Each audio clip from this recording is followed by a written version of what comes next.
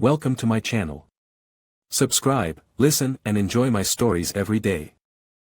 I had always been meticulous with my schedules, ensuring that every professional commitment was met with the utmost precision. On that pivotal evening, a crucial business dinner was marked on my calendar, set to clinch a deal that could elevate my career to unprecedented heights.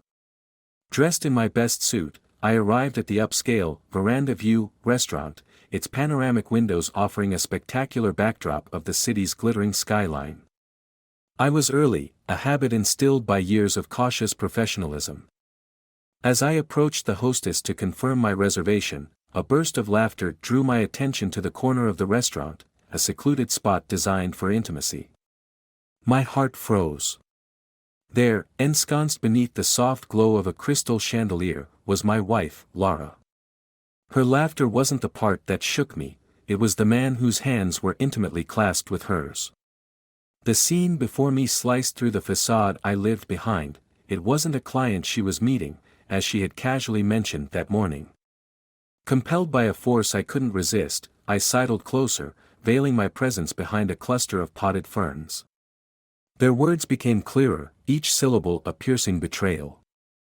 "You make me feel alive," unlike him, Laura cooed, her fingers tracing the back of his hand. The man, suave in his demeanor, replied with a grin that set my teeth on edge, "I'm just glad you could sneak away tonight."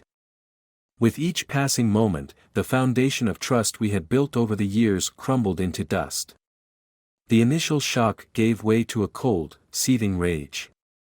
I was still hidden, a spectator to my own unraveling life. It was then I decided, revenge would be mine. Retreating to the bar, I ordered a drink, my mind racing with plots of retribution. My presence remained unnoticed by the cheating pair, allowing me to observe and plan undisturbed. With each sip, my resolve hardened.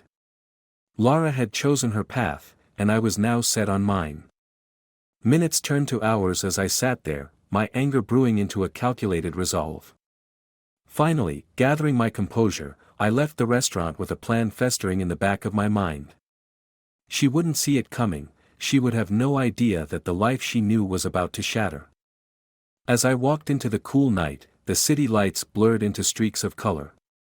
My old life ended there at Veranda View, and a new, vengeful chapter began.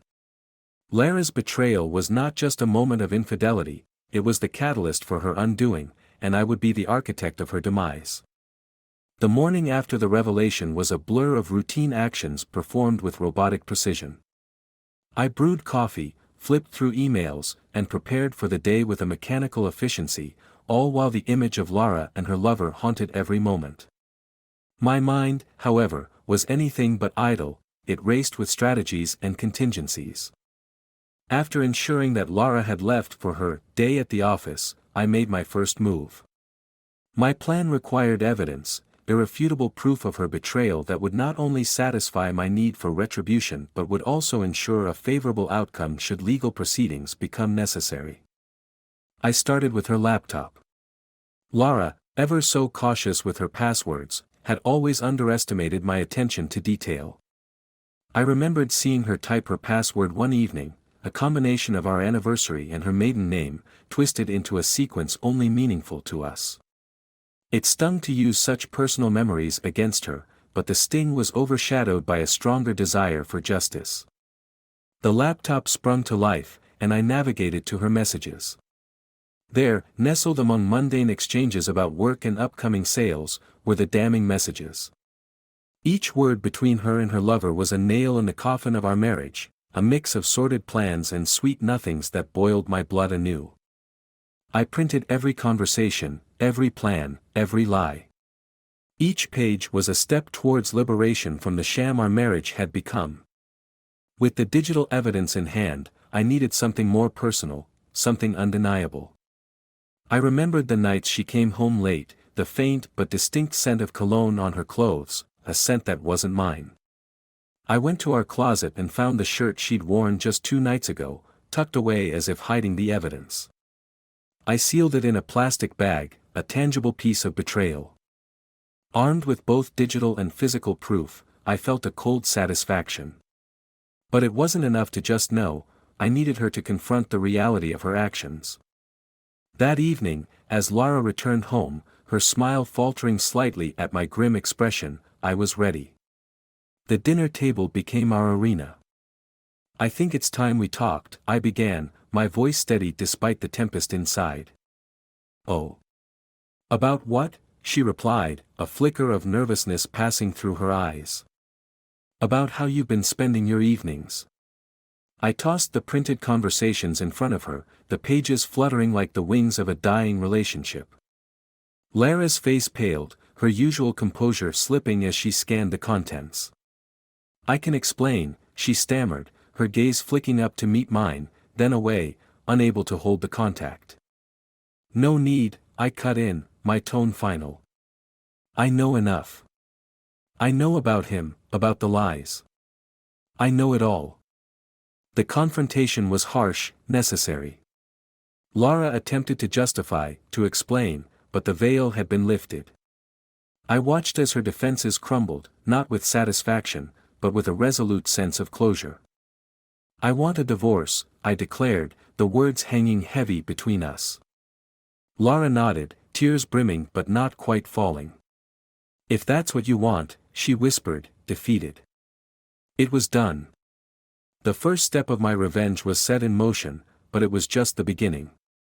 As Lara retreated to our bedroom, presumably to mourn the end of our life together, I retreated to my study, my mind already plotting the next moves in my carefully crafted scheme of retribution. As the sun dipped below the horizon, casting long shadows across my study, I sat contemplating my next move. The initial shock had faded, replaced by a strategic coldness. The divorce papers were just the beginning. Now, it was time to ensure Lara felt the full weight of her deceit. With the legal process underway, my next focus was on dismantling the life Lara had so carefully curated, her social standing, her financial security, her emotional stability. I started with the financial angle. Knowing Lara's penchant for luxury and comfort, I knew hitting her financially would be impactful. I called my lawyer, arranging a meeting to discuss the division of assets. My message was clear: I wanted a settlement that was ruthlessly fair but skewed distinctly in my favor. "Make sure she gets just enough to feel the pinch," I instructed, my voice firm over the phone. "Understood," replied my lawyer, his tone matching my own resolve. While the legal gears turned, I turned my attention to her social life. Lara thrived on her image, the perfect wife, the perfect life. It was time to peel back the facade. I gathered the evidence of her affair and meticulously compiled it into packages destined for her closest friends and family. But I didn't stop there. Her professional circle would know as well. The next day, I printed copies of her indiscretions, sealed them in nondescript envelopes, and personally mailed them. Each drop in the mailbox was a cathartic release, a step towards severing the ties that bound us. As I expected, the fallout was immediate. Friends called, confused and concerned, asking for explanations I had no interest in giving. "Read the contents," was all I replied, distancing myself from the emotional turmoil. Lara's frantic calls began to pour in later that day. I watched the phone vibrate, her name flashing across the screen, and felt nothing but a detached curiosity. I let it ring, each tone a marker of the distance growing between us. When I finally answered, her voice was a mix of desperation and anger. "How could you do this?" she cried, the background noise betraying her public surroundings. "You should have thought about the consequences," I replied coolly, my decision to confront her indiscretion in such a public and definitive way crystal clear in my mind. "This isn't just about us anymore, it's about destroying me," she accused, her voice cracking under the strain. "It's about consequences, Lara," I responded, my tone unyielding. "Actions have them. You taught me that." With that, I hung up, the finality of the conversation mirroring the dying light outside. The following days were a blur of legal negotiations and cold exchanges. Lara's life, once so vibrant and filled with social engagements, dwindled as friends distanced themselves, unwilling to associate with scandal. And as I watched her from afar, navigating her new reality of isolation and whispered judgments, I knew my revenge was taking shape. The financial and social ruin was just the exterior of her crumbling world. Next would be ensuring she understood this wasn't just about retribution, it was about justice. As I planned my next steps, the game of chess we were unwittingly playing advanced, and I was already thinking 3 moves ahead. The courtroom was suffused with a tense silence as the final day of our divorce proceedings unfolded.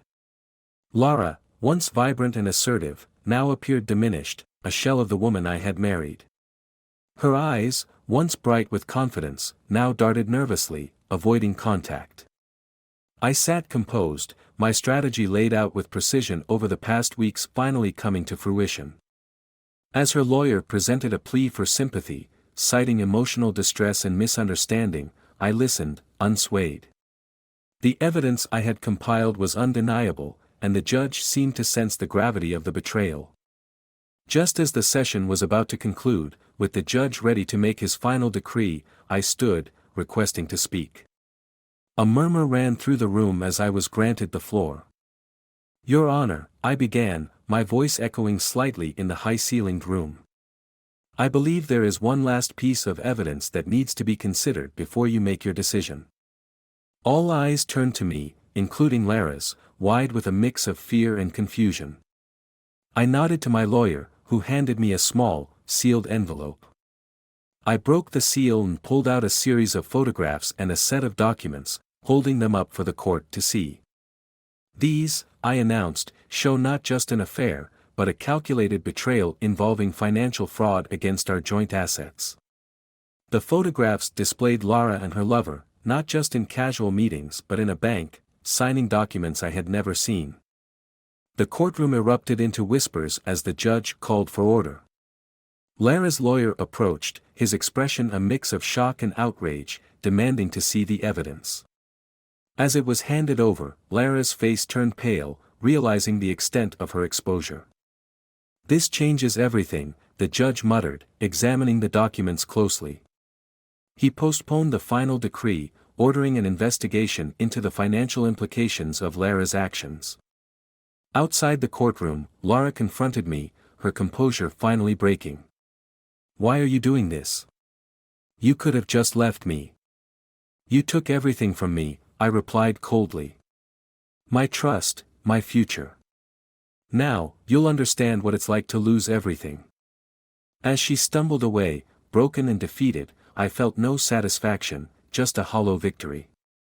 My revenge was complete, but it brought no solace, only the bitter aftertaste of justice. In the weeks that followed, the investigation revealed deep financial duplicities, further ruining Lara's social and professional life. The divorce was finalized, heavily in my favor, and Lara was left to face the consequences of her actions alone.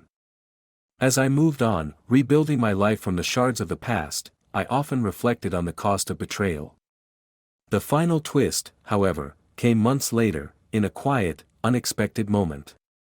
A mutual friend, one who had kept distant during the proceedings, approached me with a heavy heart. "There's something you should know," he said, hesitantly. "Lara, she was manipulated. Her lover, he planned this from the start, to get to your assets through her." The news struck me like a thunderbolt. Lara had been a pawn, as much a victim of deceit as I was. The realization came too late to change the past, but it shifted something within me. My revenge had been ruthless, and now, tinged with the irony of misdirected justice, it felt hollow. We never spoke again, Lara and I. The scars were too deep, the betrayal too profound. But as I moved forward, the lesson remained, a stark reminder of the price of vengeance and the intricate webs of deception that can entangle us all.